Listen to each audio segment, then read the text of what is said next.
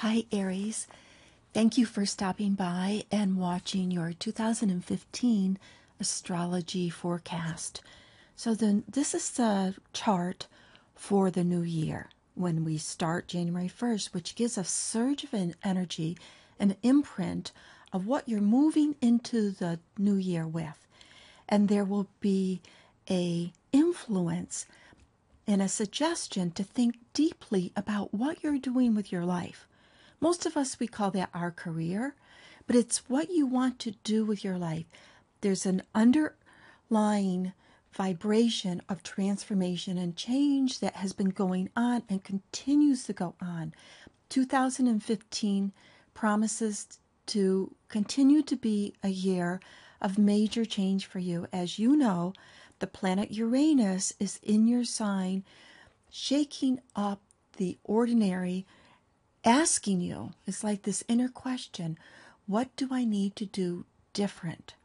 That through doing something different will alter and allow for this transformation.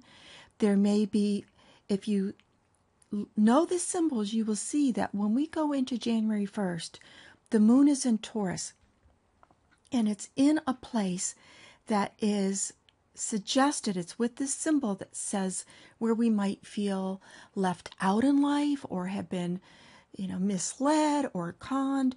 So there's something about your financial resources where you could conceivably feel a bit frustrated on, but also determined to take care of your financial resources. Part of it will be through tapping into your own inner creativity, as Jupiter, the planet of opportunity, is here. Don't lose that opportunity. And the catch will be is how scattered you could be. There's different ideas that could come your way. Now, as we move through the year, there is going to be several different surges of energy, of messages. So the first, Mercury, is the messenger of the zodiac. Mercury will go retrograde 3 times during the year. The first time it goes retrograde, it's connected with the moon. It's over here in a place in your world, in a segment of the zodiac for you, that says that you could get information or messages from other people that you know, from connections. It could be if you're involved in a group or an organization. And this is rethinking that. There may be some rethinking. Do I still feel connected to this group of people? Do I feel, what information do I get from them? What connection do I get from them? So there is a rethinking that. The second Mercury retrograde is May 18th. And this is saying, well, what do I need to learn that will help me? So there's first information. Some of it can come from groups, organization, friends. The next is, what do I need to learn that will help me in my day-to-day life? The third Mercury retrograde is about other people, and this is rethinking who you want to partner with. Is this a good person to partner with? So it starts out, it may have to do with the friendship that you have, a group or organization that you're connected with. And then by the time the fall comes, September 17th, with this Mercury retrograde, partnerships with people, it's rethinking, are the partnerships that I have with others, is it working out? Is it fair? Is it balanced? Etc., etc.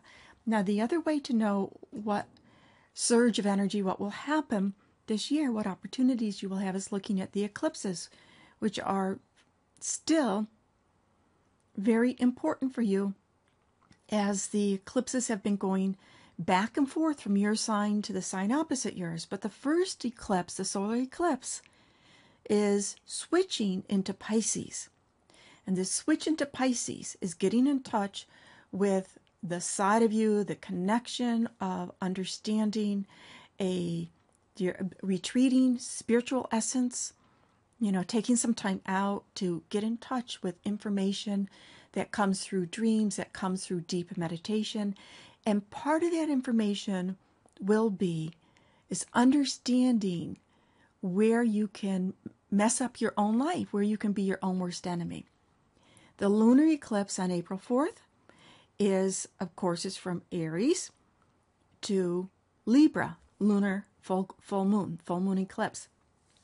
And this eclipse is saying, do you have the right balance in your life between being by yourself, doing what you need to do for you, and with other people? Whether it's a love relationship, romantic relationship, or just the people that you are in partnership with in general in life, that you do things with.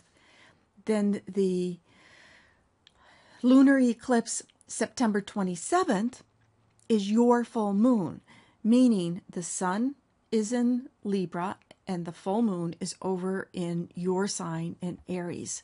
And this will be the last eclipse pattern for 9 years in your sign. The last 18 months, the universe has been asking you to realign yourself with the purpose, with your life, getting on track with your life, where you want to go, and whether or not the road you are on, the things that you are doing, the steps that you are taking, it will be the journey, end up at the destination that you want your personal journey of life to be. Then, another major influence we have is the fact that Venus is going retrograde. She goes retrograde every couple of years. And when Venus is retrograde, there is a generic look at rethinking about what brings us happiness, what we want, what we love, what we value, and relationships. It can mean that a relationship from the past comes back in. But look, she goes over into Virgo. This sign over here is Venus in Virgo, just to 0 degrees. Then she retrogrades back into Leo, meaning, and that's where Jupiter has been for the last half of 2013 and half of 2014, highlighting your creativity, getting in touch with your creativity. Jupiter, it also represents what brings you love, what brings you joy, what brings you happiness. And Venus retrograding back into the sign can reconnect you with either a hobby you love or bring in a romantic love relationship. If that is something that you are looking for, that you want, if you are in a dedicated relationship, then it's saying bring more romance and fun back into your relationship. On August 11th, Jupiter goes into Virgo. So really take advantage of this Jupiter and Leo, fire sign to your fire sign energy, because when it goes into Virgo, it brings opportunity for another sector of life, which is getting organized. Now, you don't have to wait until August 11th to get organized, but it will support you from that last half of the 2015 to take care of your health and to get organized. Then the other major influences that we have this year, these are more like global energies. We have Jupiter opposite Neptune, Jupiter from Virgo, that getting organized sector, to Neptune in Pisces, which is the dream, the creative, the artist, the dreamer energy. The purpose of this vibration is to expand the dream. What are your dreams? Expand the ideal. The shadow side, or the difficult side of this energy, is that everything's just a pipe dream. Everything is a possibility, but nothing gets done to make it happen. And with Jupiter in Virgo, the work needs to be done to make your dreams a reality. And if you only have it as a possibility, well, maybe someday, or I could, or this is a good idea, then when Saturn squares Neptune in November, you could be very disappointed, even depressed. It's like, why do my dreams not come true? Frustration, very deep frustration. So you want to move beyond that.